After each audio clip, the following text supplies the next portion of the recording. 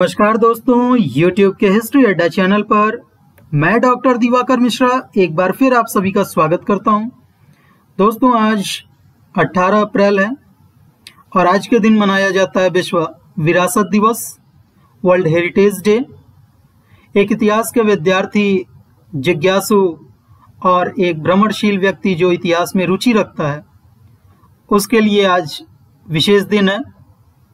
क्योंकि आज अगर आप किसी भी ऐतिहासिक स्थल पर जाते हैं तो अन्य दिनों की भांति आज आपको उन ऐतिहासिक स्थलों के दर्शन के लिए, भ्रमण के लिए जो भी टिकट वगैरह के पैसे लगते हैं, आज सभी निःशुल्क हैं।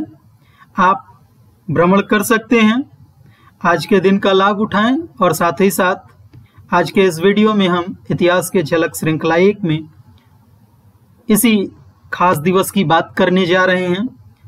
तो चलें करें आज के इस वीडियो की शुरुआत।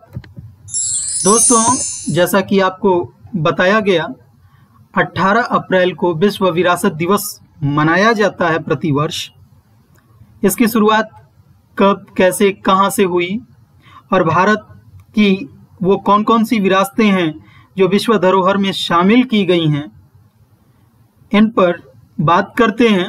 तो सबसे पहले अफ्रीका महाद्वीप में एक देश था, ट्यूनीशिया। वर्ष 1982 की बात है। इकोमार्क नामक एक संस्था थी जिसने अंतर्राष्ट्रीय स्मारक और स्थल दिवस का आयोजन किया और उसी सम्मेलन में यह विचार भी रखा गया कि संपूर्ण विश्व में जागरूकता के प्रसार के लिए विश्व विरासत दिवस का आयोजन किया जाना चाहिए।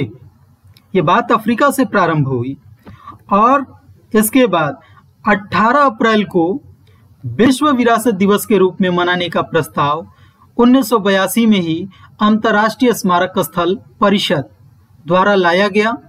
यह संस्था दुनिया भर में सांस्कृतिक विरासत स्थलों के संरक्षण और सुरक्षा के लिए काम करता है।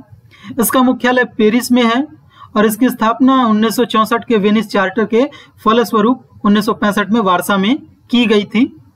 यह संस्था जो है विश्व धरोहर स्थलों पर यूनेस्को को सलाह देता है और इसी संस्था के प्रयासों से 18 अप्रैल को विश्व विरासत दिवस मनाए जाने की परंपरा प्रारंभ हुई।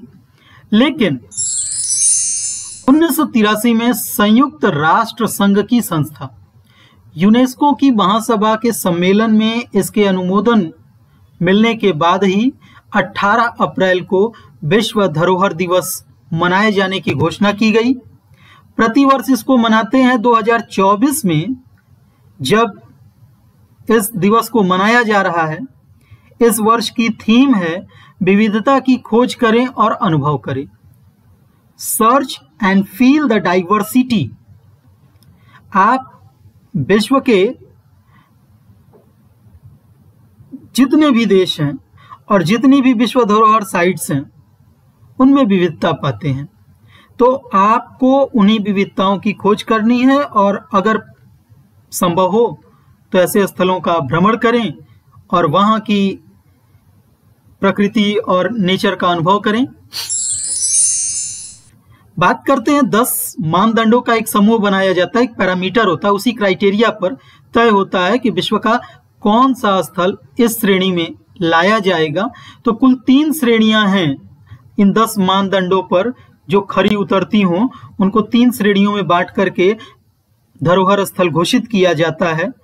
पहला तो है सांस्कृतिक धरोहर स्थल, ऐसे स्थल जो ऐतिहासिक, सांस्कृतिक अथवा कलात्मक दृष्टि से अपना महत्व रखते हों। दूसरा है प्राकृतिक धरोहर स्थल, जो ह्यूमन मेड नहीं है, जिनको प्रकृति ने स्वयं बनाया है। और तीसरे हैं जो दोनों के मिश्रण से हैं, यानी प्राकृतिक भी हैं और आपके सांस्कृतिक भी हैं। तो इन 3 श्रेणियों पर 10 मानदंडों के आधार पर किसी भी पूरा स्थल, किसी भी स्थल को विश्व धरोहर स्थल के अंतर्गत लाया जाता है। अब बात करते हैं कि वर्तमान समय में विश्व में कुल कितने ऐसे स्थल हैं।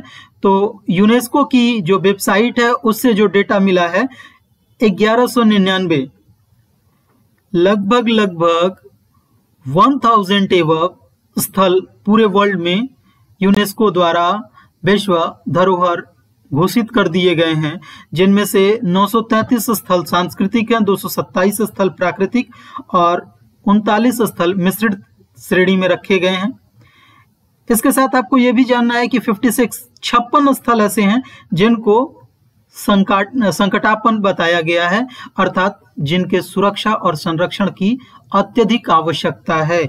ऐसे धरोहर जो भविष्य में समाप्त होने के कगार पर हैं, तो उनको इस श्रेणी में रखा गया। ऐसे कुल विश्व के 56 स्थल हैं। भारत की बात करें तो 14 नवंबर जानते ही बाल दिवस, 1977 को इस सम्मेलन को स्वीकार किया भारत ने, और इस प्रकार से जितने भी भारत के स्थल हैं वो इस सूची में शामिल होने योग्य हो गए। अभी वर्तमान में भारत के कुल विश्व विरासत स्थलों की संख्या 42 है, जिनमें से 34 स्थल सांस्कृतिक, 7 स्थल प्राकृतिक हैं और 1 स्थल कंचनजंगा मिश्रित श्रेणी में रखा गया है। तो भारत में जो 42 स्थान विश्व धरोहर के रूप में घोषित किए गए हैं, उनमें सबसे पहले अजंता की गुफाएं। ये गुफाएं जो है प्राचीन इतिहास में अपना महत्व रखती हैं।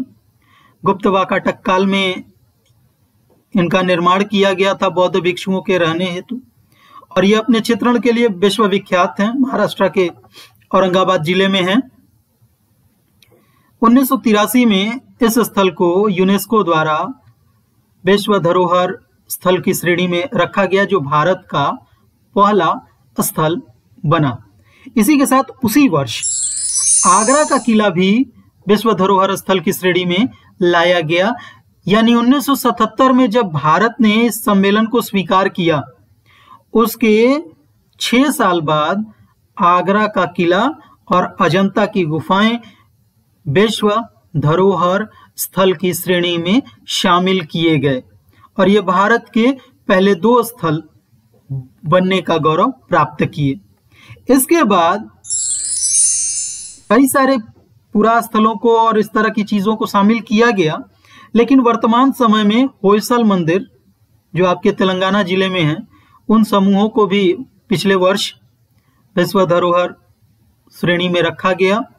और इसी वर्ष बंगाल के शांति निकेतन, जिसकी स्थापना रविंद्रनाथ टैगोर ने की थी, 2023 में यानी पिछले वर्ष इन 2 पुरा स्थलों को भी विश्व विरासत, विश्व धरोहर दिवस के रूप में इनको शामिल किया गया। और ये स्थल अभी वर्तमान में, जैसा मैंने कहा कि 42 स्थल हैं, तो उन 42 की श्रेणी में पिछले वर्ष ये 2 स्मारक भी शामिल कर लिए गए। तो अगर ये वीडियो आपको अच्छा लगा हो, जानकारी आपको मिली हो, तो वीडियो को लाइक करें, शेयर करें और सब्सक्राइब करें चैनल पर नए हैं तो। Thank you for watching history अड्डा। मिलते हैं किसी अगले वीडियो में।